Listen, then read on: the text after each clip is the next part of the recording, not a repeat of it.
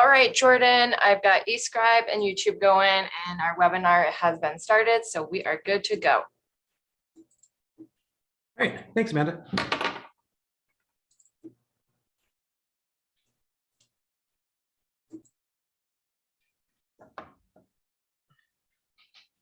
All right, I will go ahead and call us to order then.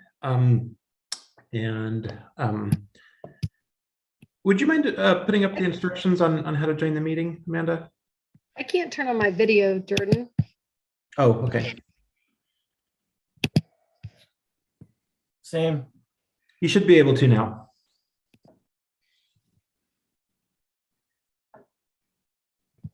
Not yet.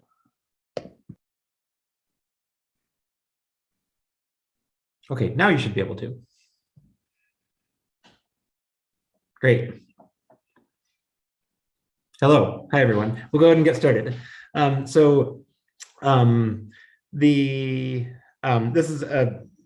continue to meet virtually. The instructions to join the meeting are on the agenda. I'm just going to direct you to find the agenda if you're watching this. If you're watching this meeting via MCAT or YouTube, you want to visit ci.missoula.mt.us/webcasts, and there you'll find a link to the agenda and to join the live meeting. If you're joining us by phone, you can raise your hand to provide comment by pressing *9.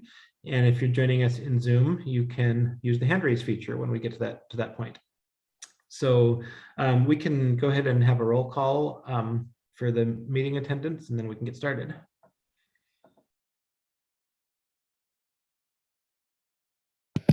Jordan, I don't know if it's me. I still can't start my video. So if it's just me, I guess I'll join that way. Okay, thanks for letting me know. Anderson? Absent? Becerra? Present. Carlino? Present.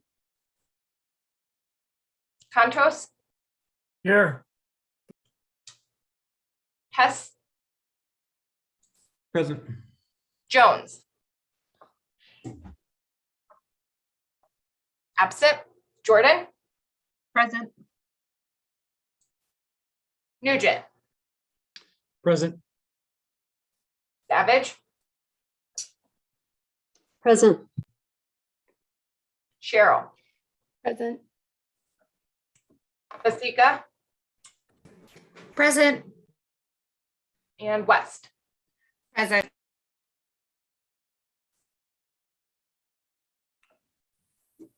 All right, you do have a quorum. Great, thanks. And it looks like Gwen Jones has joined us as well. Okay, so we have approval of our minutes from March 2nd, I'm sorry. Are there any changes to those minutes? Seeing none, those will be approved.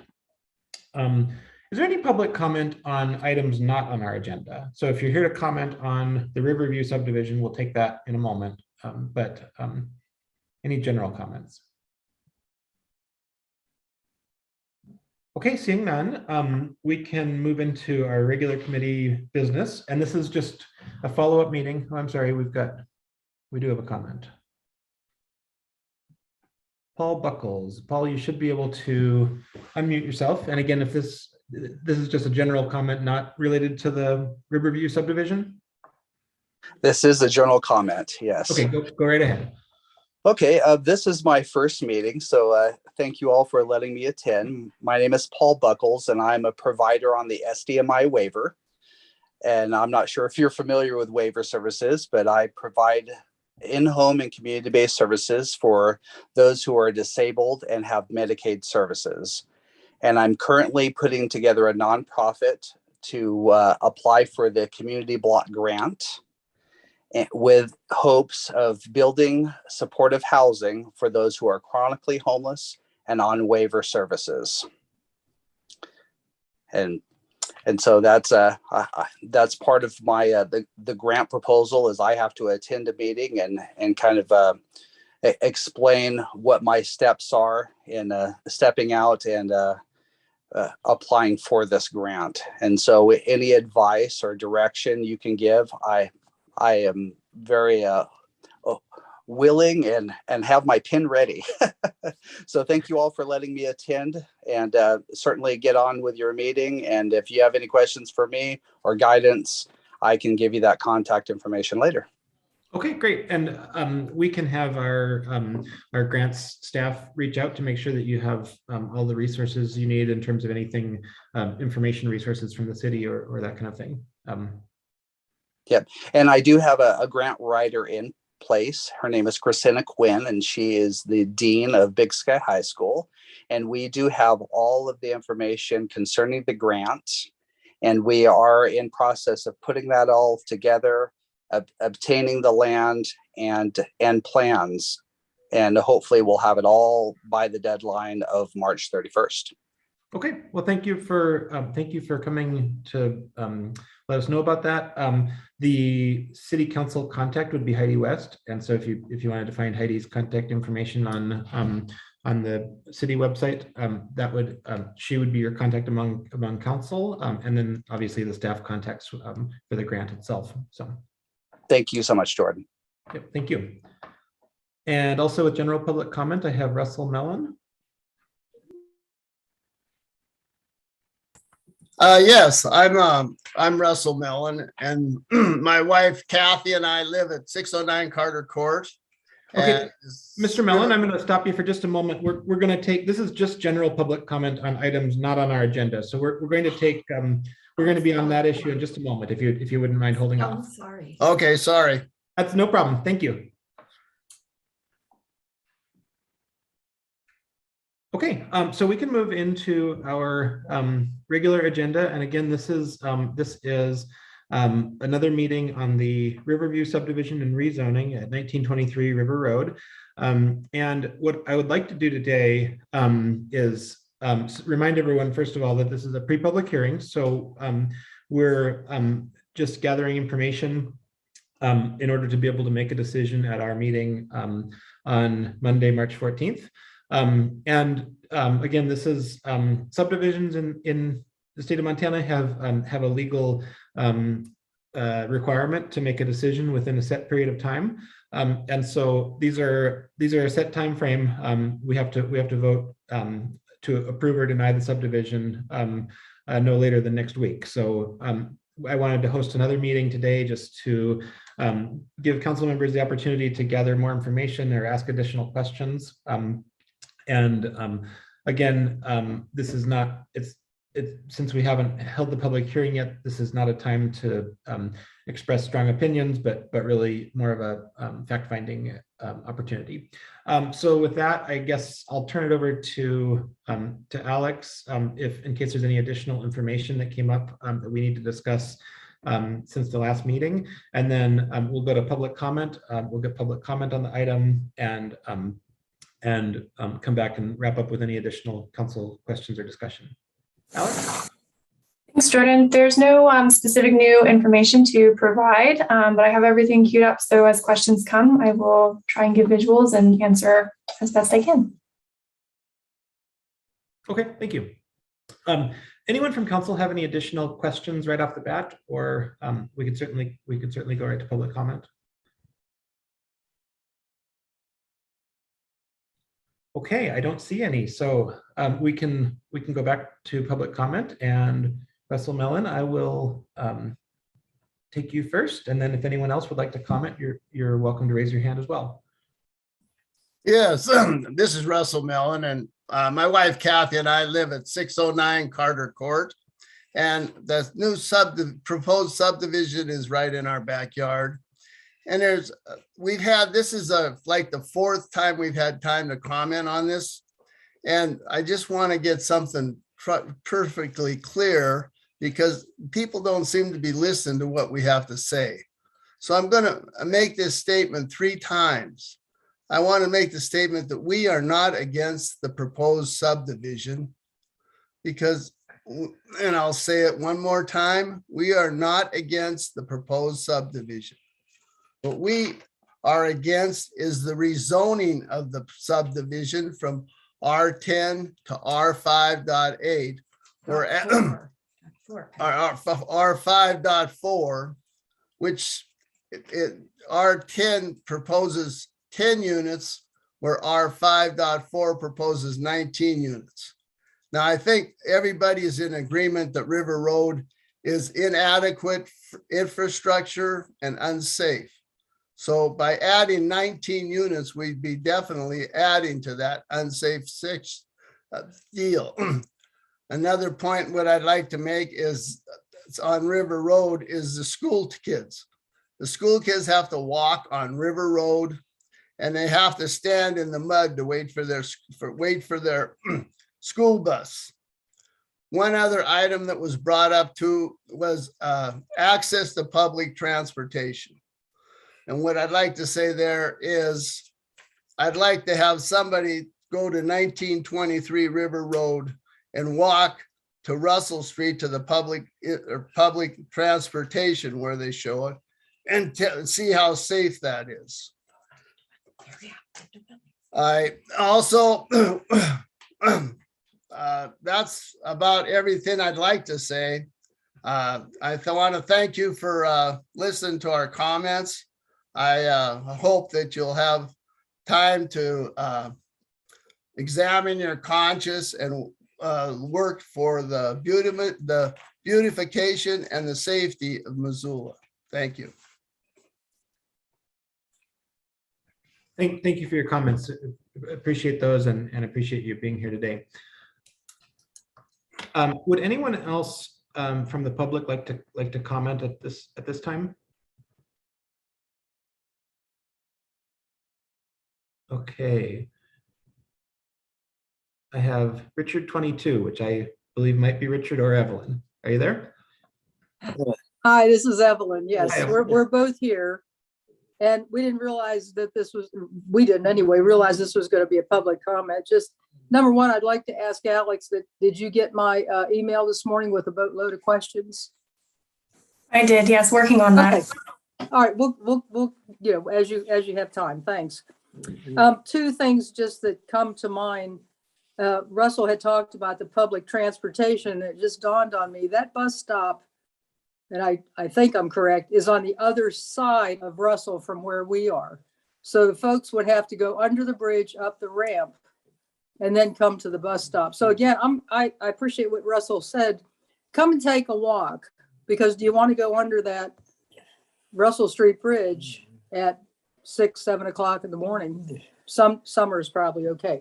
So anyway, just to say that it's on the other side of Russell, it's not on our side. And I'm going to go back again to the character of the neighborhood that I believe IMEG had stated.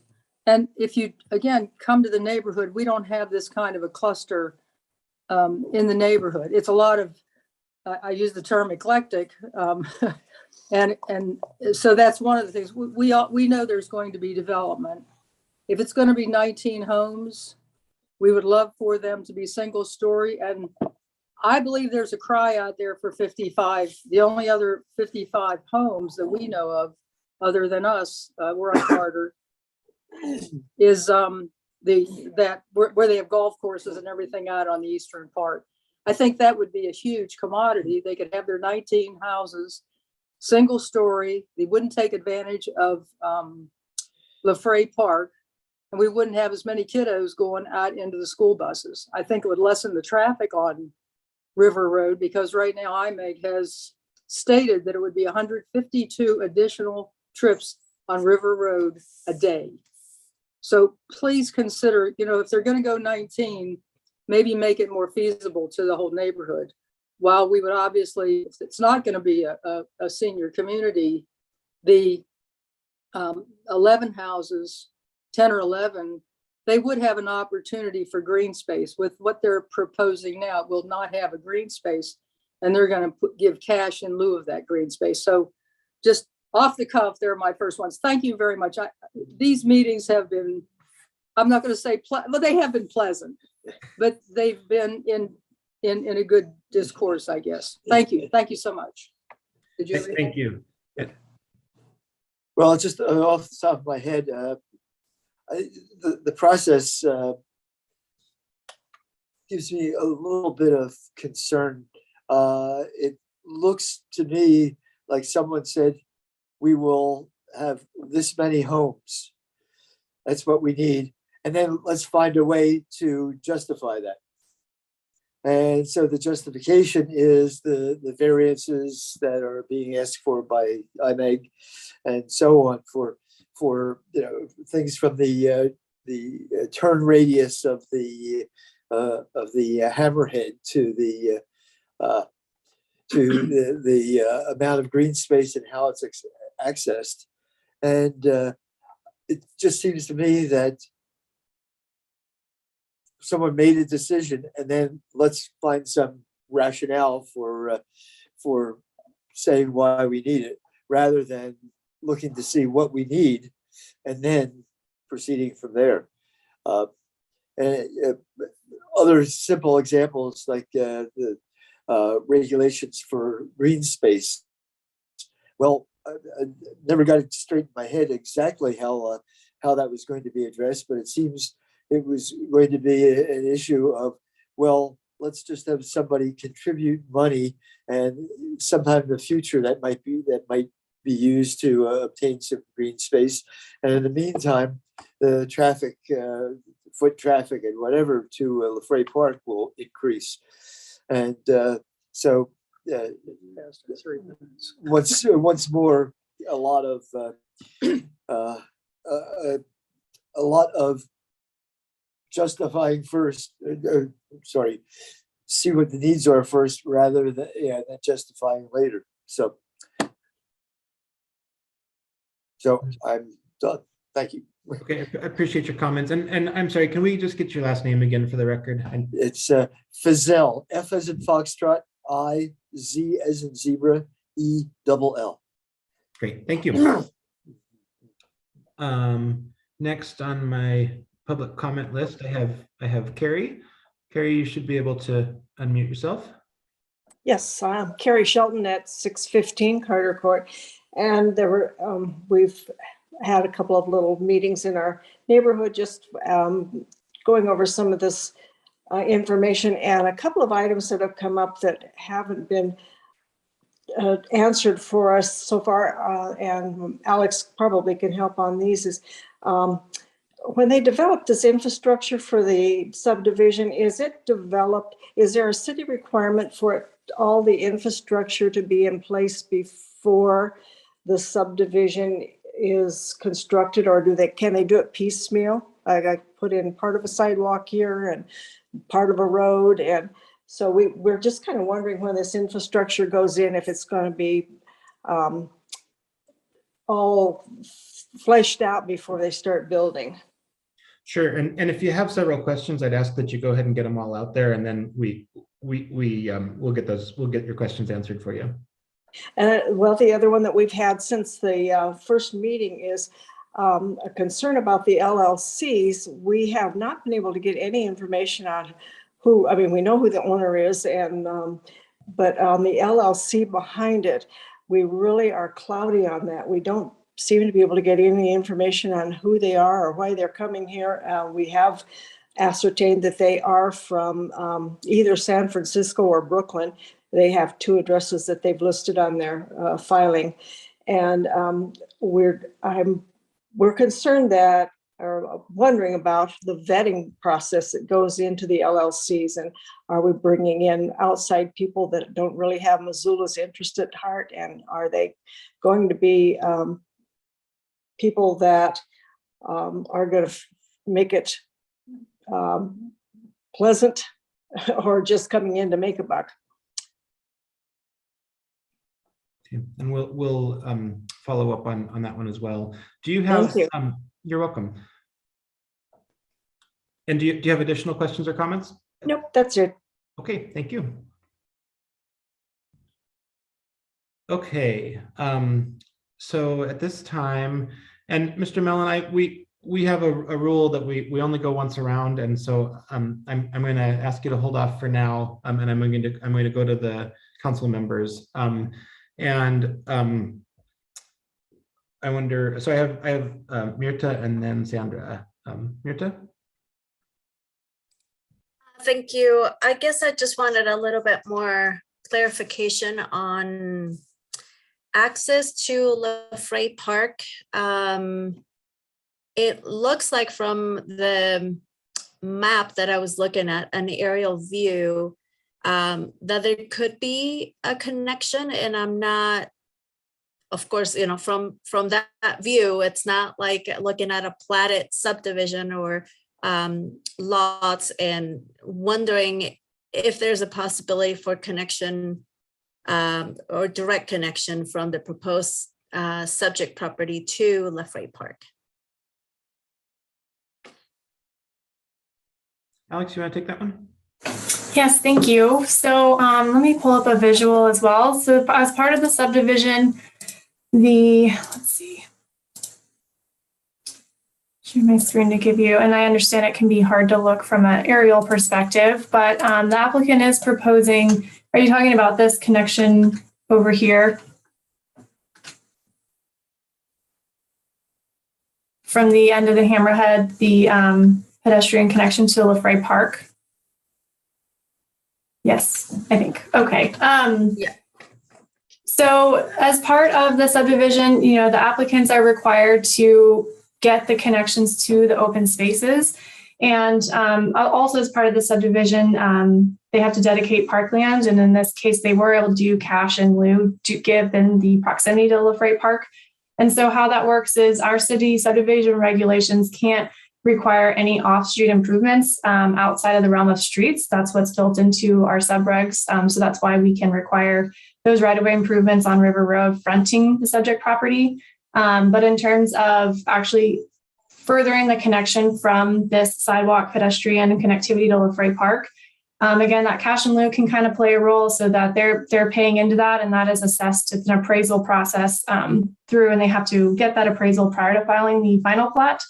And then essentially from there, that will go to Parks and Recreation Department. So they can choose to take some of that cash in lieu and, extend that trail from the edge of the sidewalk here at the subdivision to, like Heidi mentioned in the last week's meeting, to the actual infrastructure on LaFrey Park. So kind of that's how it can tie into that. But for the purposes of the subdivision, we can only require that they get those off-street improvements on the site itself. Great. And I just have one more question. Go ahead. I'm wondering if you have some history on Carter Court. Just curious to know what the zoning was and versus what's built there now. Did they go through any rezone, or what is the density on the ground versus what was allowed built? I do have some history, and it is a little complicated, but generally, so here's the actual plat that was for this subdivision. Oh, you can't see it yet. Hang on, here it is now. So this is the Carter Court plat that was filed. So in 2002 is when this subdivision went through initially, and it was also part of a PNC, which is a planned neighborhood character, I believe, which we no longer do.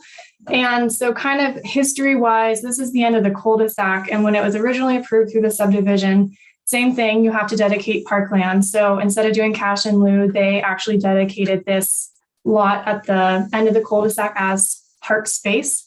And then in 2008 is when the Parks and Recreation Department wanted to build out LaFrey Park, and they needed additional funding to make that happen. So what they proposed is they're essentially, from the sounds of it, is that this park was a little too small to be fully functioning, and it wasn't quite built out. So the city proposed to sell this lot that they owned. Essentially, I don't know if it was back to the developers, but they did then at that point in 2008 do a rezoning to do the Carter Court plan unit development overlay. And so what that did at that time was allow for an increased density to essentially turn this park into what is now, so this is the end of Carter Court, what's now lot 14. And so same thing, when they sold that lot, it became lot 14, they were allowed to build on it, and then they took that money and put it towards the developing of LaFrey Park.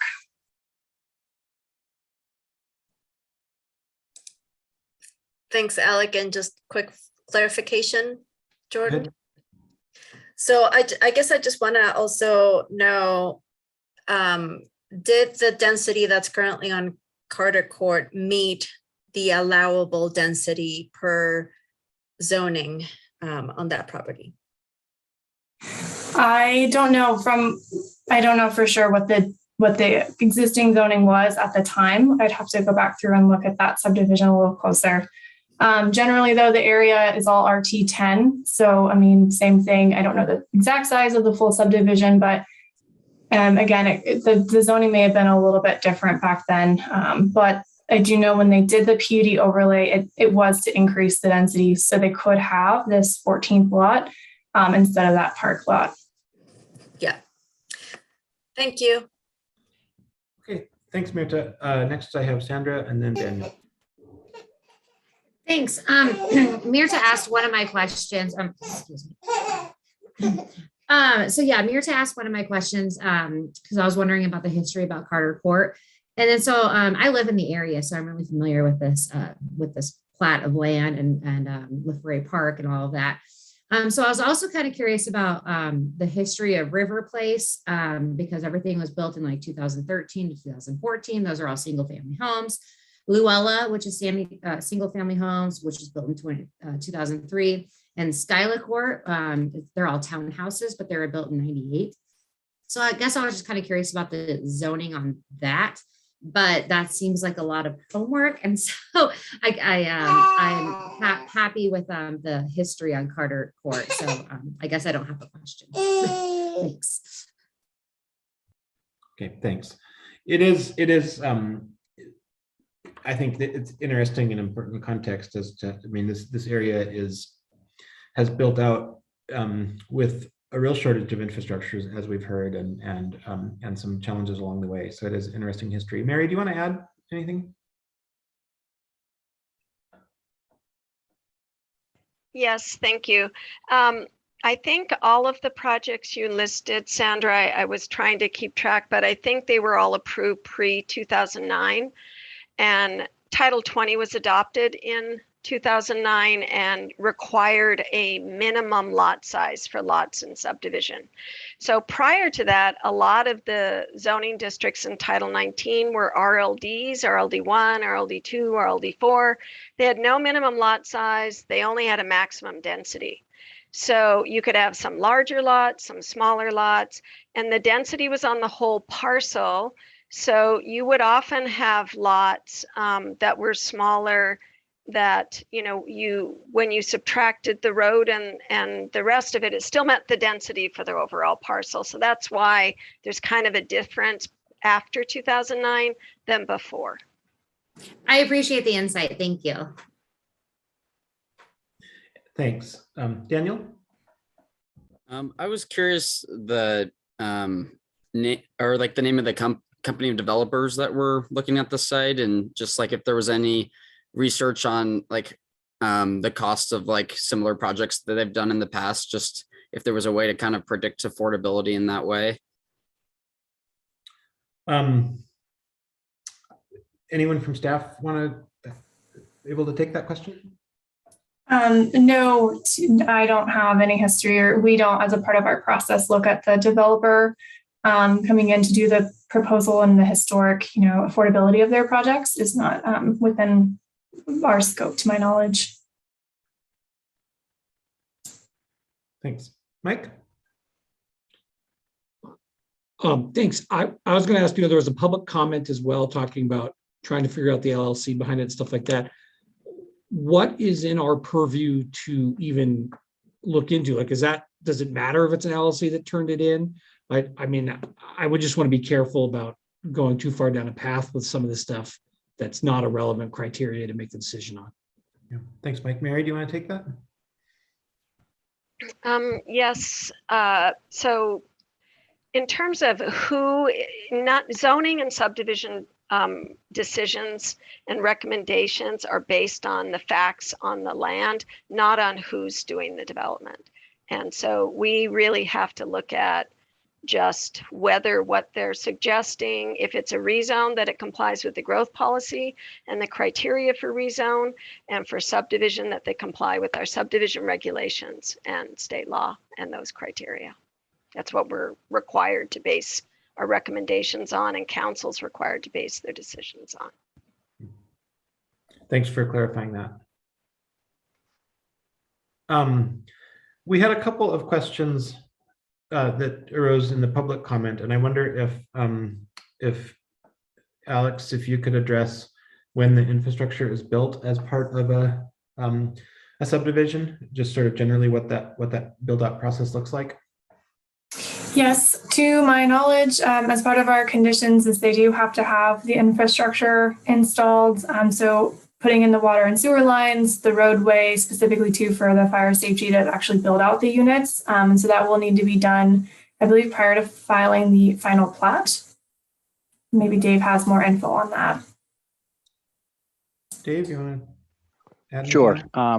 Yes, the conditions of approval require that the infrastructure, so that means the streets, the water, the sewer, sidewalks, et cetera, that they all be installed prior to final plat approval. And final plat approval is when they can sell lots. So currently they could only enter into a contract to sell lots, but they couldn't actually get the money from it, from those lots right now.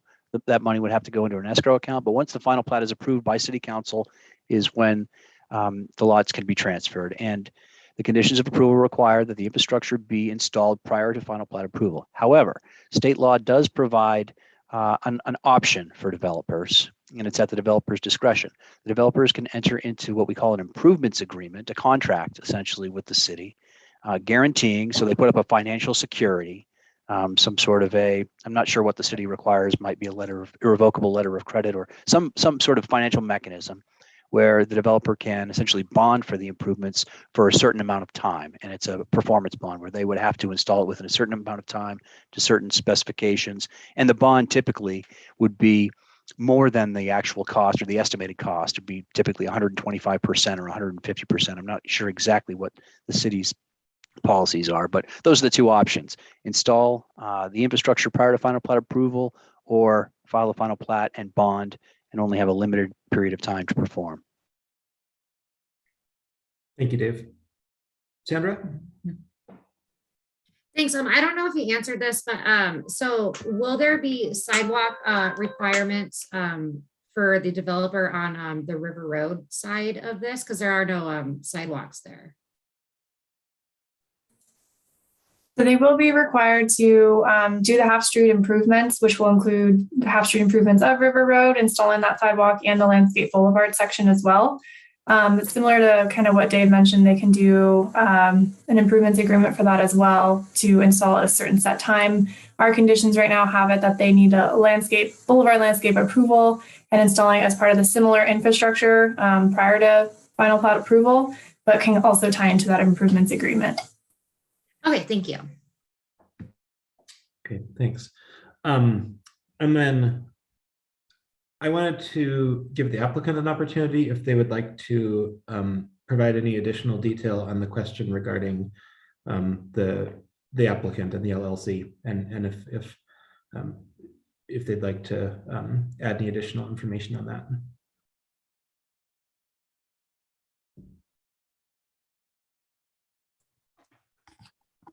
Hey, Jordan. Thank you. Yep, Can everyone hear me? Yep, we can hear you. Okay. Yeah, to provide a little more context there. So this is viewable now on the property information system. It's Wade Gooden for Gooden Construction, Homes for Missoula LLC. And that can be pulled up both on the property information system, and then you can look to see that they're based out of Frenchtown. And then Nick Cole is the designer there, both out of Missoula. Okay. Thanks. And I see Danny with IMEG also Danny, also have your hand up. You're welcome to jump in as well. Oh, sorry. This is Joe Dennett with IMEG. I apologize. Great. Thanks, Joe. Jordan. This is Danny. I was just going to jump in and reiterate. I just want to thank the council for having us again today. Couple quick things just to add. Daniel asked about cost versus affordability. We don't know the actual cost of infrastructure at this time, but I would use that as a segue into the rezone and the questions whether you should approve or deny the rezone.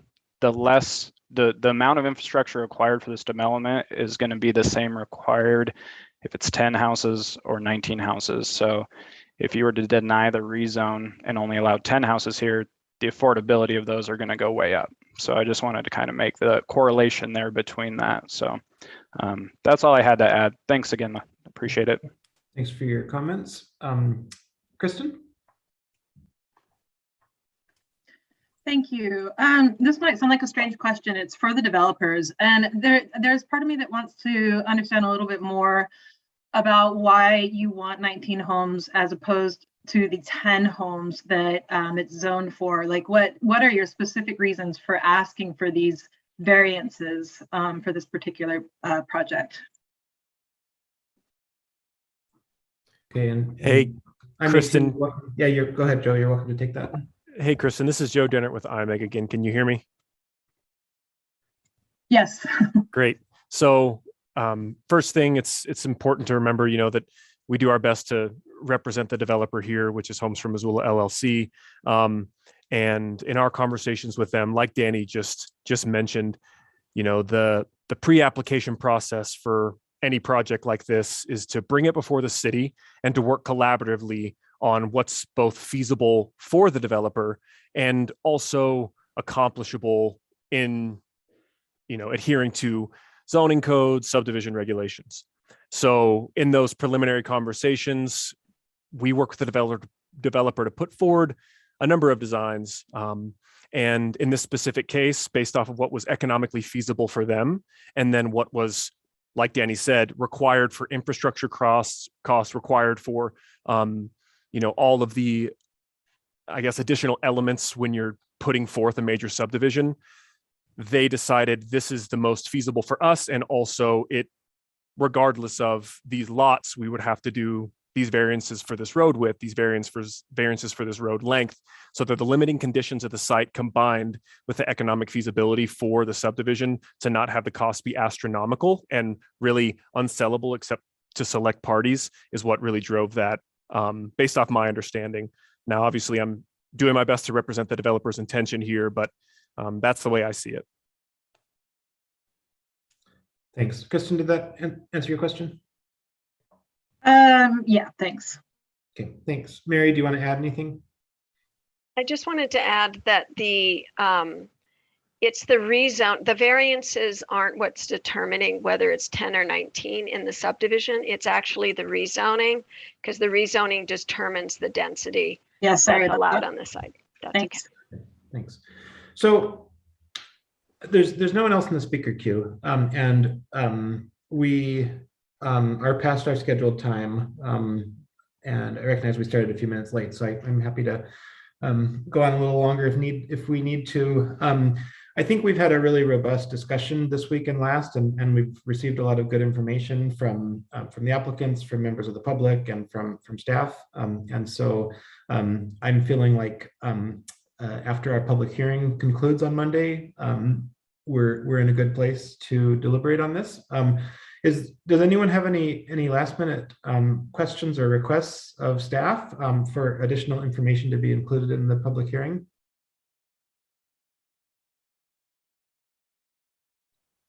Okay, I'm not seeing anything from the council side. Oh, I'm sorry, Mirta.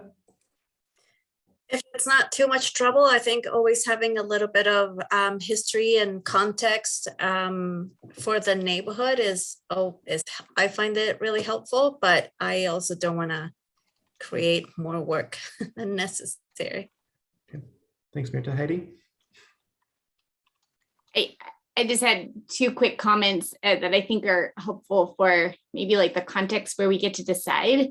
I think it's important to underline that we don't recruit developers or communicate with them. That's not in our decision space. And then the other thing I wanted to say is surrounding LLCs. And I think it's a very normal process to form an LLC in order to develop a property because it insulates the owner from potential bad outcomes. So Homeward would do that. Anybody developing a property would create an LLC to protect them from personal liability. So you can't just make assumptions on like where they're located based on it being called an LLC, just for context. Thank you, Heidi.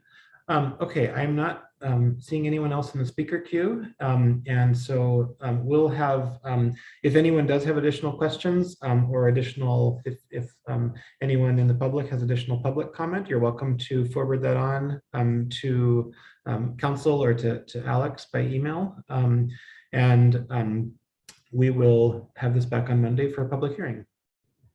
Thanks, everyone. We will be adjourned.